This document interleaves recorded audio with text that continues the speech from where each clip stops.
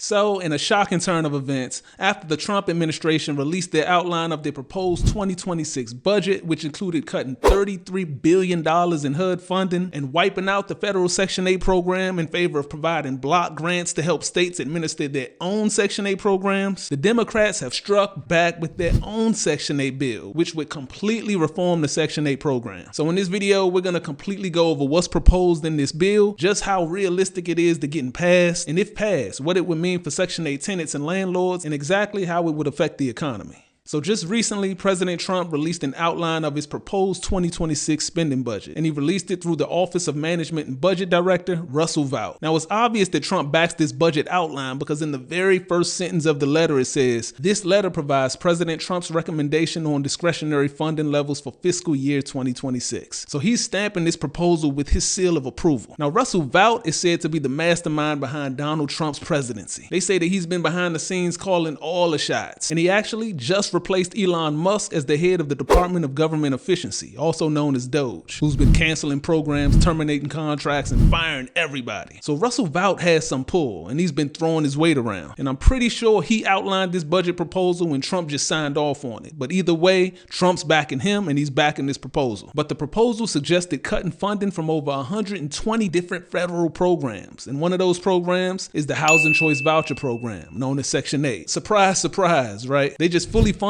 it till the end of fiscal year 2025, and now they want to get rid of it. So instead of the federal government funding local housing authorities to run their Section 8 programs, they'd rather state governments provide that funding. And they also want to put 2-year time limits on receiving assistance for able-bodied individuals. But in a bold move, in response to Trump's budget proposal, U.S. Representative Yasemin Ansari, who was a Democrat out of Phoenix, released a Democratic-backed budget proposal regarding the Section 8 program. And let me tell you this, it's the complete opposite of Trump's backed bill. As rising rents and inflation continue to push housing costs out of reach for millions of families and the demand for housing aid surges, this bill pretty much proposes transforming Section 8 into a universal housing entitlement to all low-income families. So it would ensure that every eligible low-income household would receive rental assistance. And this is not only the complete opposite of Trump's proposal, as he wants to get rid of it and pass it on to the states, but it's also a major shift from the current system of the Section 8 program. Now, the government has been providing rental assistance for about 90 years. And the Housing Choice Voucher Program specifically has been around since the 1970s. And since it's been created, the program for the most part has remained unchanged. There's always been long waiting lists to receive a voucher. There's always been insufficient funding, so only about 25% of qualifying households receive assistance. And there's always been a widespread of voucher discrimination from private landlords. So it's made it very difficult for a lot of families to secure housing. But this bill aims to tackle all of those issues and then some. According to this proposal, HUD would be required to increase the number of vouchers issued annually, with the goal of making housing support universally available within the next 10 years. Instead of decreasing funding for Section 8 would increase, ensuring more families could receive vouchers and cutting waiting list times. And the bill would also protect voucher holders against discrimination, prohibiting landlords from rejecting tenants based solely on their use of a housing voucher. This is already the case in many states, but with this bill, discrimination based on source of income will be a federal law and added as a protected class to the Fair Housing Act. The Fair Housing Act already makes it illegal to discriminate based on a race, color, religion, sex, familial status, disability, and national origin. So source of income will be added to the list. And this bill would also broaden the eligibility requirements by updating the income thresholds and other criteria to make more families eligible for assistance. Something else this bill addresses is the voucher holder's portion of the rent contribution to the landlord. It proposes that families will pay a smaller percentage of their income towards the rent. It's argued that this would ease the financial strain of tenants, leaving them with more disposable income for essentials. So if passed, what would a bill like this mean for Section 8 tenants? Well, it would definitely mean more low-income families would have access to assistance, with much shorter waiting lists and more vouchers being issued. And don't get me wrong, on the surface, that sounds like a great thing, and it is a great thing. But in reality, with it already being extremely competitive for voucher holders to find housing, and that's only with 1/4 of eligible families who have vouchers. Imagine if all low-income families had some form of vouchers or received rental assistance, and all competed with each other for the same low number of landlords who accept vouchers. I'm not really sure how that's going to work, because just because the number of vouchers increase doesn't mean the number of landlords would increase. I always say that Section 8's biggest problem is landlord participation. Quadrupling the number of vouchers isn't going to solve the problem. This isn't something you can just throw money at and think it'll fix it, unless you throw money at the right direction, to the ones providing the service, or in this case, the housing. This may at least encourage more landlords to participate in the program. Now, the only way I see this model working is if voucher holders aren't limited to only renting from private landlords. The public housing model would have to be in effect to be able to accommodate every low-income family receiving assistance. And even though the bill aims to end discrimination from landlords to voucher holders, so you would think that more landlords would have to accept voucher holder tenants, it wouldn't be as simple as passing the bill and all of a sudden making landlords rent to voucher holders. There are definitely ways to avoid renting to voucher holders without actually qualifying as discrimination or being illegal. But for the voucher holders who would be able to find a home, they would definitely benefit from this bill, especially since a lower portion of their income would go towards rent, so they'd be able to keep more of their money.